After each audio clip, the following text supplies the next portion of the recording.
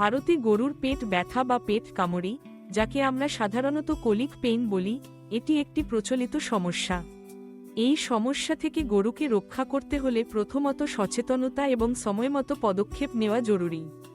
গরুর খাদ্যতালিকায় হঠাৎ পরিবর্তন, নিম্নমানের খাদ্য, অতিরিক্ত শস্য খাওয়ানো বা দূষিত পানি পান থেকে এই সমস্যা শুরু হতে পারে। তাই প্রতিদিন গরুর খাদ্য ধাপে ধাপে পরিবর্তন করা উচিত এবং সবসময় পরিচ্ছন্ন ও টাটকা খাবার এবং বিশুদ্ধ পানি সরবরাহ করা প্রয়োজন। গরুর পেট ব্যথার লক্ষণ সাধারণত অস্থিরতা, বারবার উঠে দাঁড়ানো ও বসা, পেটের দিকে কিক মারা, ঘন ঘন হালকা ও ভারী নিঃশ্বাস নেওয়া এবং খাওয়ায় অনীহা দেখা যায়। এগুলো লক্ষ্য করলে দ্রুত ব্যবস্থা নিতে হবে। গরুকে পর্যাপ্ত পানি দিতে হবে এবং খাবারে আঁশের পরিমাণ বাড়াতে হবে।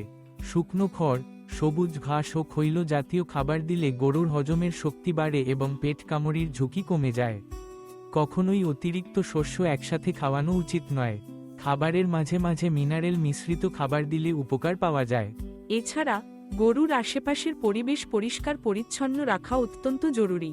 নিয়মিত গোয়ালঘর পরিষ্কার করলে সংক্রমণ ও পরজীবী সংক্রমণের ঝুঁকি কমে। যদি পেট ব্যথার উপসর্গ দেখা দেয়, তবে দ্রুত স্থানীয় পশু চিকিৎসকের পরামর্শ নিতে হবে। চিকিৎসক গরুর শারীরিক অবস্থা দেখে উপযুক্ত ওষুধ বা চিকিৎসা দেবেন। কখনোই নিজের মতন ওষুধ ব্যবহার করা উচিত নয়, কারণ এতে গরুর ক্ষতি হতে পারে।